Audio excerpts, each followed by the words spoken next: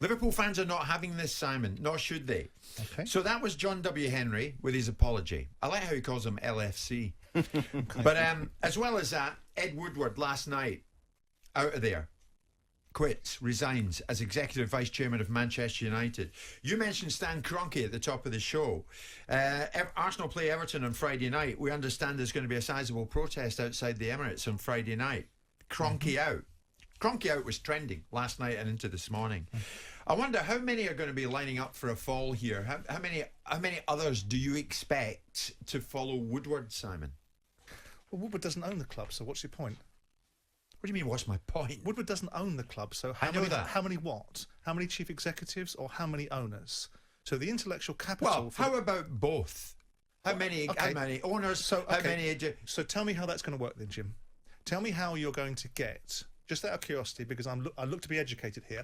How are you going to get John Henry? You'll be educated. The fans will educate you this morning. No, but how are you going to do it? They're not having it. How does John... I'll phrase it differently then. How does John W. Henry get out this straitjacket that he's fitted himself into? No. How is it going to happen, Jim? If they want the owners out, the clubs are worth, according to the media, billions of pounds, right?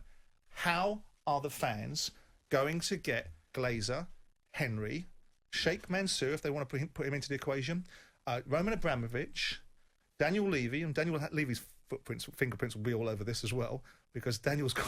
You're underestimating the power of the fans here. No, I'm not underestimating. Do you not think for one moment that fans have driven people out of football clubs before? Drive them out. Of course they have. Drive them out, Jim. You're underestimating the mood and the passion of the fans. How are you going to change... You're underestimating Jim, don't keep saying that, Jim, because I clearly understand it, having owned a football club, how important fans are. You're missing my point and you're misrepresenting it. What is your point? How are you going to change the ownership? Are the fans going to... I'll phrase it differently. I think that ship sailed. How is John W. Henry going to attempt to get the great passionate Liverpool fans back on side? Because that apology ain't cutting with them, from what I see on YouTube. So, again, I ask the question, how is it going to change, Jim? How are we going to change? John Henry owns the football club. He's going to sell it to someone else. How do they right the wrong that they've caused here? The apology won't do it, Simon. Right. So he's in a quagmire this morning. Oh yeah, I mean, listen, they've made a laughing stock of themselves. They've made themselves look ridiculous. They've taken an opportunity to do something quite meaningful, because this does need to be done. Football does need to reposition itself and remonetize itself, but not in this format, which is what I've constantly said. But they've taken that situation and they've turned it into a bit of a disaster for themselves and currently for their clubs. But that doesn't mean over a period of time it's not salvageable. It doesn't mean this doesn't come back round in a far better model, which brings the Premier League with it, it brings the EFL with it, it brings UEFA with it. What they did was they tried to do it in the most arrogant, rude, aggressive, disrespectful way, right? But what they're doing necessarily is not wrong. What they did was do it in a way which excluded everybody else, didn't accept the pyramid, didn't accept the meritocracy. Now do it again in a real proper way where you do the distributions properly, you fund the EFL. Maybe consult the fans this time. Well, Jim, what the fans want is meritocracy and fairness. What they want is honesty and integrity. They want proper distributions. When the Premier League was formed, Jim, despite the fact that it had a promotion in it, who cared about the Football League clubs? None of the 20 clubs that went in the Premier League, and certainly not the broadcasters. So this is just another version of that deal, but it's an uglier version. So what we've got to do is get real context rather than the emotional sentimentality and say, how is football working? And if the players are going to start to be being saluted for the fact that they've stood on the side of popular opinion, when the reality of it is half the reasons why football is broken is because of the cost implication of players, then I'm in a world of absolute hypocrisy. If we're going to laud and applaud broadcasters like Sky that have driven this and would have run and probably broadcast the ESL if they've got a broadcasting contract, and we're going to sit there and laud and applaud these people. And the owners went hand in hand with them. No, the owners. You're talking about the owners are a integrity. disgrace. This Simon is a disgrace. talks about honesty and integrity, Trevor. That's what the fans want. That is the least that they deserve. Yeah. They deserve one hell of a lot more than this. They deserve a bit of damned respect from their owners. I think they should get respect. They should have a say. Of course they should. As fans of and these they've had a football say, clubs and and they the always have a supporters say. clubs. They didn't ever say. did they- He's saying we should They have sh- spoken they to should you. have transparency Jim, when the as well.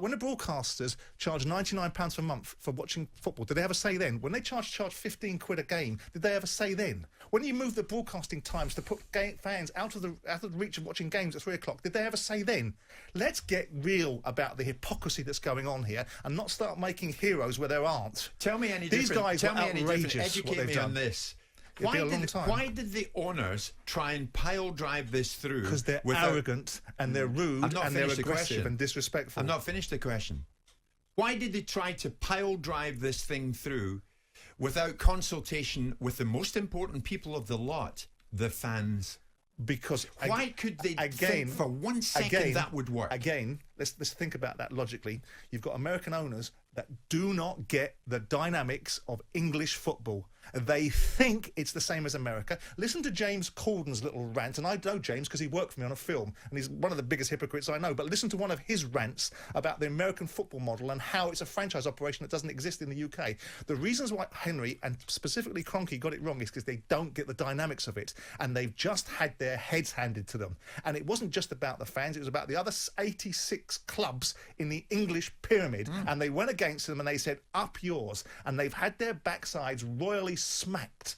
But behind the scenes, what's really going on is people like JP Morgan that were going to fund this went, whoa, hold on a second, we didn't price this in. We're going to get reputational damage. And by the way, we only raised 10 billion. If we'd have raised 50 billion, then these guys might have acted a bit differently and they might have been a bit more inclusive. What they tried to do was grab it all for themselves, and they've been shown up for what they are. See, when and you what make it happens all about next money, is important. this is where you get. I just don't understand how they could even think that they could get away with this. It's outrageous, isn't it? But what's even worse is it's laughable that they've fallen over. Yeah. Someone farted at them and they fell over. You're going to start a fight, at least have the fight. Are you big boys or not? You didn't even have a fight. Yeah. You didn't even get off the stool.